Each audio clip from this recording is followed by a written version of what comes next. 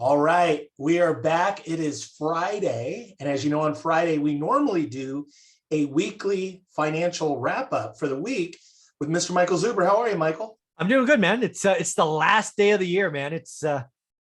I don't know if this is just because I'm old, but damn, this year went fast.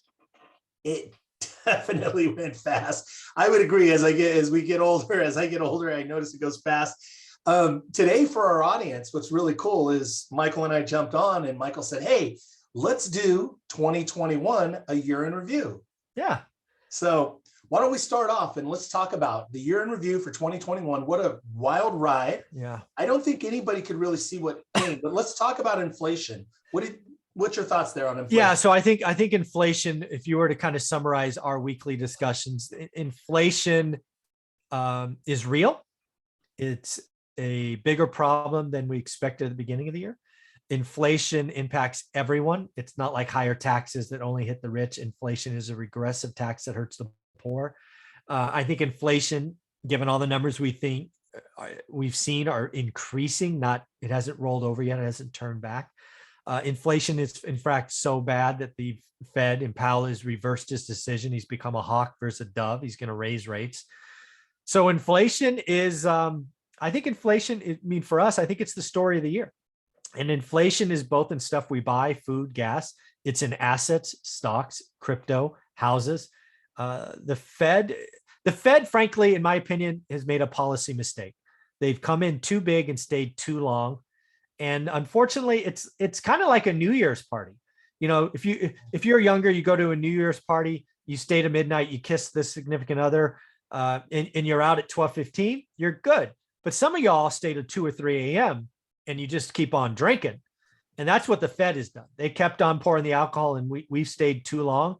And now there are some people, you know who you are. You roll out of the New Year's Eve party at 3 a.m., you are hammered. And you are going to have a headache tomorrow. And I think that's where we are. I think the Fed is going to have a headache. What a great metaphor. That was not rehearsed, by the way. No, what? That was off the cuff.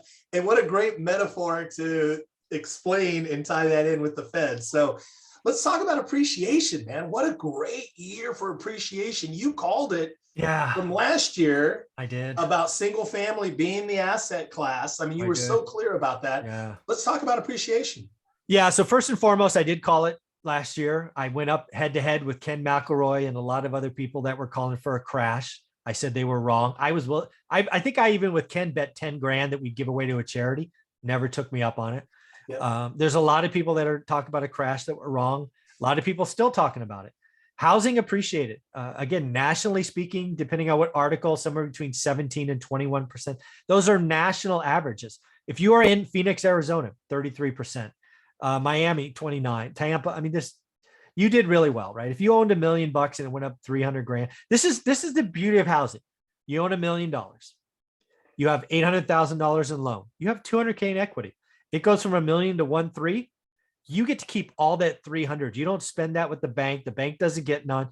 You went from 200 to 500 grand in equity. And again, if you own 10 million, numbers get really good. So again, doing the work, getting in the market, time in the market versus time in the market, all this stuff that we talk about, right? Do the work. It pays off. And, I do it every day. We talk every week. Consistency matters and people are getting it. Right. And again, I got some great messages from folks in the last day. People were doing the work, got a deal in Vegas. They were doing the work, got a deal in Dallas. These are markets that people say you can't do it. Well, you know what? If you drop that mindset, you do the work, you can get in the game. So yeah, housing appreciated just like we called it. And I'm happy we called it. And I'm happy the crash guys were wrong. Amen. God, and interesting. The crash guys, they were advocating all year last year that we were going to see this big tsunami of foreclosures, and it just didn't happen. I said that wasn't going to happen either, right? You got 4.3 million folks on Black Knight that were foreclosed or in the process, supposedly. More than half of them got out of the program, never missing a payment. Right? It's hard to get foreclosed when you never miss a payment.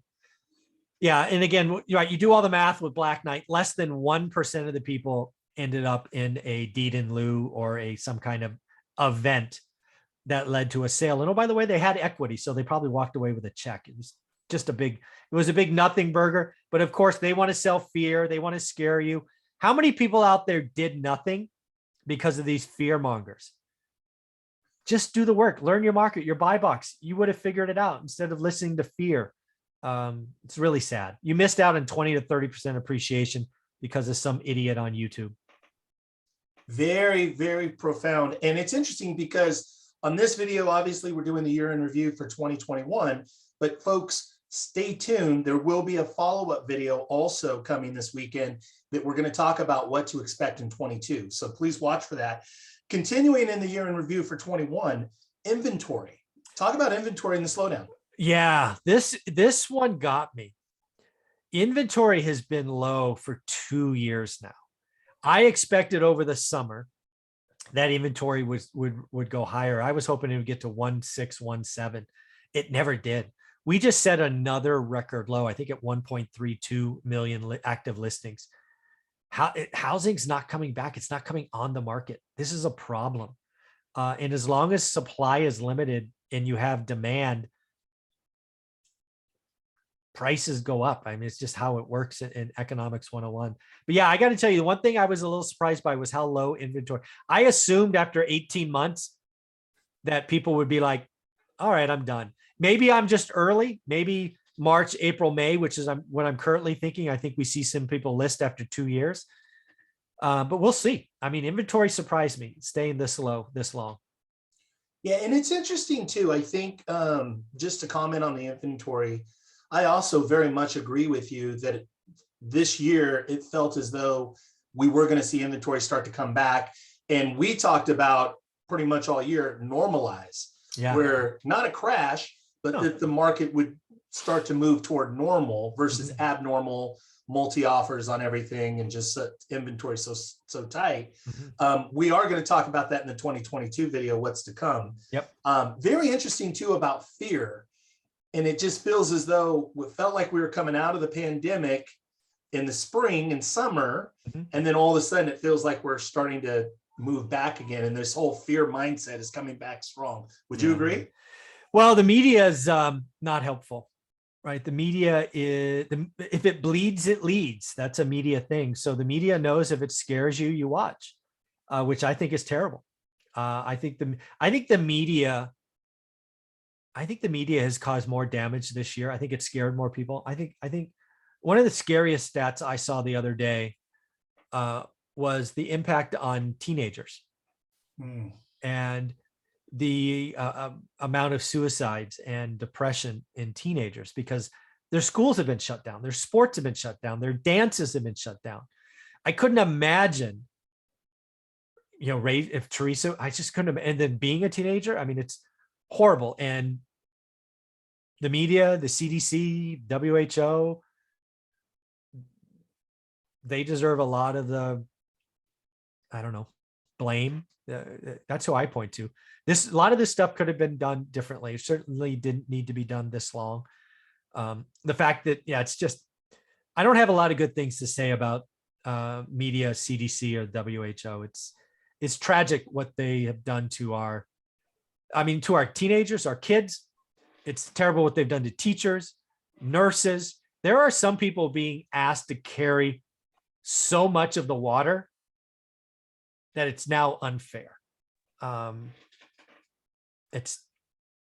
I don't see it ending. So bad. Very interesting times for sure. As we continue in the year in review, let's talk about rents. Yeah, what happened with rents? So rents are, and I've told people who would listen that rents follow values, and it's like two different waves.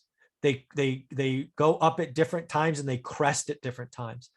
I talked to lots of people, have lots of units, and rents have really started to accelerate in Q4. I have really bad news for tenants. I think values slow down next year, but rents run. And it's really, and again, it's back to inflation. You are getting a 5% raise or an 8% raise, but unfortunately your costs have gone up 10%. So you're going backwards. The government, the helicopter money, all of this stuff going on is the price to pay is inflation. And unfortunately, most people are going backwards, and they don't know it, Ty. They just don't know it. They're excited about a 10% raise, and then they see 12% cost. And oh, by the raise is pre-tax. I got a $10 raise, but I only keep 7, but everything else went up 9. I think rents unfortunately have just started. Very interesting. Well, we're definitely going to be talking about that as weeks to come, and something we're always talking about, rents and also interest rates. Let's talk about interest rates in 2021. Yeah, rates were pretty range bound. And I think they got, like, when you look at the 10-year, I think it was like 1.25 to 1.55, 1.6, pretty range bound for the year, which was good for borrowers, right? You saw banks collapse margin, right, which got us lower and lower rates. I had somebody the other day tell me they got a 2.378 loan on an owner occ, which is like, God damn, that's free money. So this is really cool. I think, again, to tease 2022, I don't think that's the case next year. I don't think rates are as bound, but yeah, they were surprisingly tight in 2021, which is pretty cool. Interesting. So yeah, pretty amazing that how consistent and low. And I don't know that everybody really gets that we're in a piece of history in time. It'll be looked at for years. Like, these rates like are ridiculously low. They are fake low, artificial low. There is not a reason on earth for the rates to be where they are. They're only here because the Fed is injecting trillions of dollars in extra money. They shouldn't be this low, and they won't be next year. Very interesting. And then to wrap up the year in review, Michael, you obviously give so much. You do every week. You're doing all this free, high valuable content. Thank you. It's not marginalized content where you're just kind of repeating headlines or trying to sell sizzle on fear mongering or, trying to generate clickbait type stuff. I mean, you're doing real content on how to get started one rental at a time, or how to build a portfolio, or how to go from 1 to 4 to, multiply and create wealth for your family. You give so much. Talk about contribution and some of the wins for one rental at a time. Yeah, one of the things I was really proud of the last couple of days is I've actually, just in the last 10 days or so, I've collected, I guess you would call them, what are they? Direct messages, right? A lot of people, as they've wrapped up the year, have come out and said, hey, Michael, thank you very much. One rental at a time did this. One rental at a time did that. So I did a video the other day about eight messages. And the key is simplicity, doing the work. All of this matters. They like the daily content. So that feeds me, right? When you ask, why do I keep doing the work myself? I like to lead by example. You have no idea, right? I buy another house or a duplex, it does nothing for me. There's like not an ounce of excitement. I get a text from somebody who says, I just got my, like one of the notes yesterday, my daughter bought your course. She's a single mom. She got her degree in nursing through the crisis, and she just house hacked a 4-bedroom house in Las Vegas, California, or Las Vegas, Nevada. She's going to live for free because she's got roommates. She's going to start saving that money. She's going to change her future for her and her daughter. Right? It's amazing. Helping people take out dead money, right? One of the things I did was I paid off a bunch of stuff, but now with rates so low, I got dead money sitting in assets. So I told people how I took an office building, how I got 30-year fixed rate money. And people now are going, damn it, I really can borrow at 4 with a non-QM lender on some assets that's not doing anything. Damn. So just by sharing with people what I do every day, it's really helping folks. And then let's talk about giving away money. A lot of these channels, there are channels out there, Ty, that beg for clicks with fear. And then they ask for $5 chat box nonsense. No, what you and I do is not only do we give our time freely, but we give away our money. One thing we did last year and this year is we did Toys for Tots together. Last year, I think we collected like $2,000. The year that just passed, over $7,000, right? That's amazing. Something you and I did, this 500 challenge, which is over my shoulder. You and I talked I think it was May 31st this year, about how's your impact? How do you know? I'm like, shit, I have no idea. So what do? I go spend a bunch of money. Now I'm giving away these cards. And oh, by the way, we're going to once again give away money. I'm giving away $5,000 to a food bank as soon as the one rental at a time community hits 500. And oh, by the way, we're going to do it soon because I think this weekend we go over 400. Wow, 400? Yeah, I think so. I haven't done all the math yet, but I think we're going to hit over 400. That's in 6 months. It's freaking nuts. It was a 1 year goal, right? It is. It's a 1 year goal. Yes. It's crazy. So again, other channels try to make money off you. We try to help and we give away our money, right? I don't do this because I need a penny or half a cent or whatever the hell it is. I do this because I'm trying to create a legacy that people say Michael Zuber, maybe they say one rental at a time changed my life. That's freaking cool. So thank you for being a part of this every week. Thank you for giving away your money. Thank you for, we've done special one-off sessions. We've given away books. You bought 40 or 50 books sets and gave them away. You know how cool that is? It's just awesome, man. So thank you very much. Dude, I just want to say thank you. I want to say for myself, for Omar, for Adrian, and then countless others, my friends Alex and Joe, and just so many great people that are a part of our Evo community, the Squad Up community, people that are a part of Foundation Builders, all the realtors, all the stuff that you do. You come on all the time and give your time and come on webinars as guests. It's so special and it's so amazing to see so many people growing, getting their one rental at a time, getting their house in order in terms of their finances and budgets and being smart with their money. So many great things to come. Michael, thank you so much. What a great year, 2021. I want to just encourage everybody, if you're watching this video, do yourself a favor, follow, like, subscribe, one rental at a time. Also too, I would say very cool. Look at Michael's hat, do the work. Look at he's got all kinds of new merchandise. Do the work's a thing. I think it's coming around. That's going to be the thing I scream from now on is do the work. Do the work. Yeah. And it's so appropriate because the opportunities, this is a golden opportunity and we're in a really golden time. We talk about it a lot all the time on our weekly conversations. So I would encourage anybody out there, if you've not bought the course, the price of the course is going to go up. Oh yeah. So what is this right now? Your price that we're for the course? $299, which is stupid. It's like 90 hours of material, bonus material. It's crazy. And if you do want, some people want one-on-one mentoring, it's $599. What I will tell you is the price goes up tomorrow, January 1st. The mentoring option is going to go up the most because I value my time, right? I love speaking, love doing one-on-ones, but I like my time too. So again, I'm going to use that as a little bit of a governor's, but if you want to get in for the last little bit, $599 that includes a 30-minute one-on-one mentoring call. I love it. So get involved. You heard it here.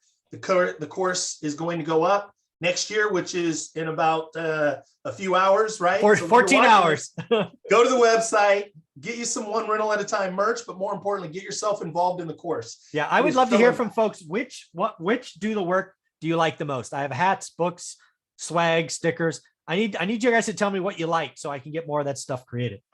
Comment in the box. Make sure, send him a DM, sign up, go buy the course. Michael, thank you for what a great year. Thank you for all that you do for our community. You got it, brother. Happy New Year, brother.